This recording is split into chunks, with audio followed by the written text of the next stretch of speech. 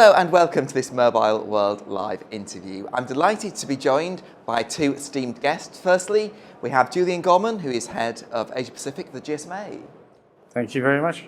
Glad to be here. I mean, it's a fantastic show, and it's the first time really Asia Pacific people have been returned in such a scale, global convening of the industry, and we're looking forward to the interview. Excellent. And I also have Sean Chu, who is CMO of the Carrier Business Group at Huawei for Asia Pacific. Hello everyone, it's my honor to come to get this interview. And we all look forward to today's MWC22 because of the pandemic is still there, but we think we will pass through this one and everything will be okay. Excellent. Well, let's head over to the extended reality studio. Could you please share with us the background of the APAC 5G industry community? And are there any updates since its launch in October 2021? Well, in 2021, mobile technologies and services generated $4.5 trillion of economic value, which equated to around 5% of the global GDP. And since then, actually, our current report has forecast they'll grow to about $5 trillion in 2025. And that's built on the back of key industries such as manufacturing, healthcare, transportation, utilities, and the public sector, who are really starting to benefit from the new technology from digital transformation, alongside governments and industry with their Industry 4.0 and Enterprise 4.0 policies. We're really seeing some growth.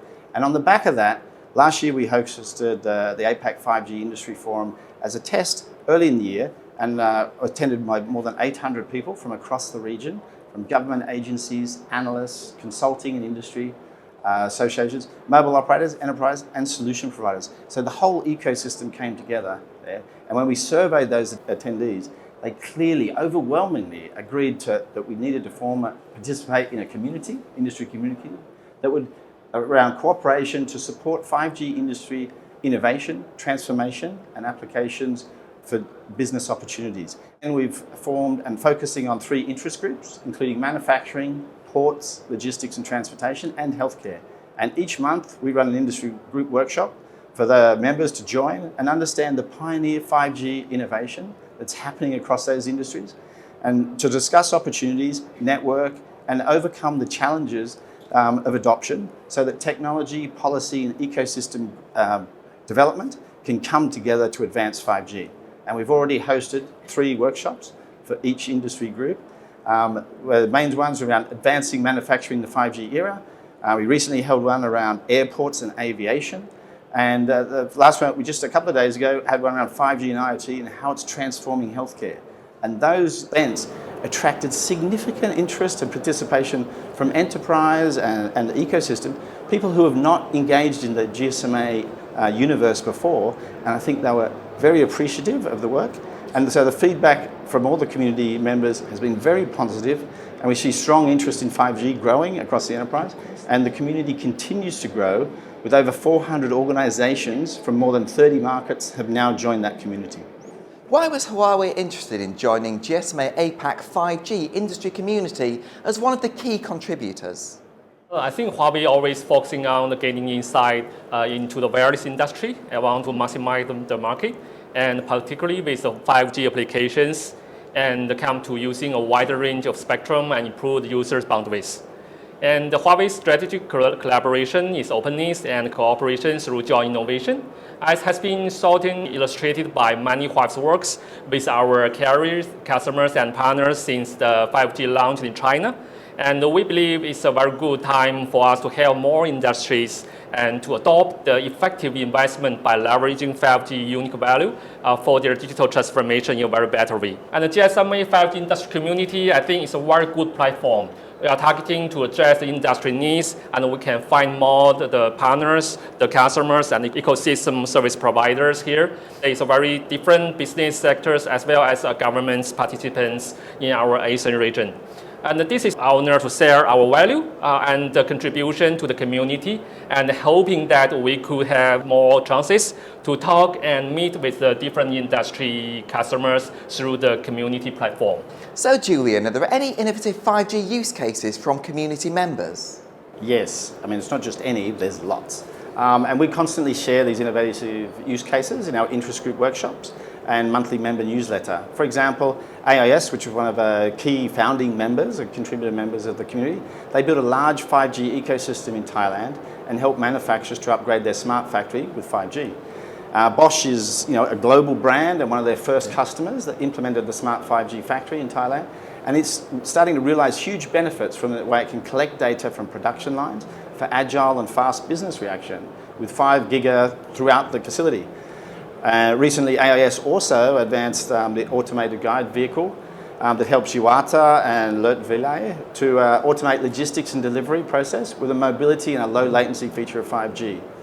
Again, in Thailand, another contributor member between Huawei and True, they've helped Siraraj Hospital in Thailand really start to implement 5G with cloud, AI and digital disruption solutions and bring more efficient and convenient experience to patients and be a role model for other hospitals in Thailand and the region to develop and transform into smart hospitals. Siraj Hospital has started piloting 5G portable medical boxes, 5G unmanned vehicles, 5G medical carts and 5G smart hospital beds. A lot of people I think will be surprised at how far they've progressed in such a market. And this use case is also shortlisted into the final 5 of the GLOMO Awards in the category of Best Innovation for COVID-19 Pandemic Response and Recovery. And it's expected that 30 5G medical applications will be incubated and promoted in 2022 alone. In China Mobile, another one, China Mobile Hong Kong helped Hong Kong International Airport, which deployed 5G in both C-band and the millimeter wave band. Both of them are members of the APAC 5G industry community. And these use cases include autonomous electric tractors, autonomous surveillance vehicles, disinfection robots, digital twin for operational excellence. And it's really helped alleviate the pressure of human resources with more automation.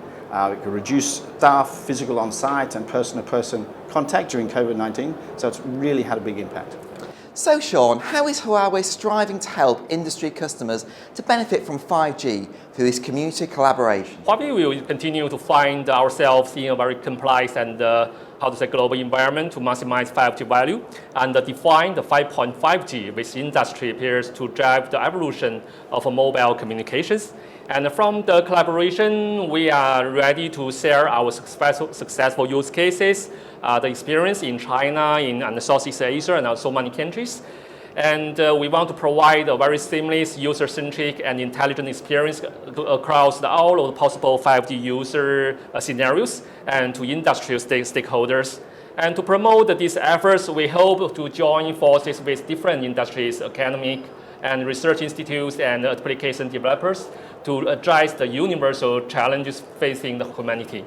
Now, Julian, what is your strategy for the APAC 5G industry community in the next 6 to 12 months? Firstly, we're going to continue to strengthen the APAC 5G industry community as a platform for 5G learning for the different industries and get more enterprises to join and discuss their experience, their obstacles, and their adoption of 5G usage.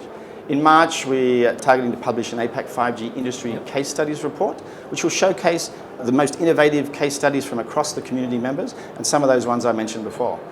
Secondly, we'll work with different government organisations to support their digital economy development and ambitions.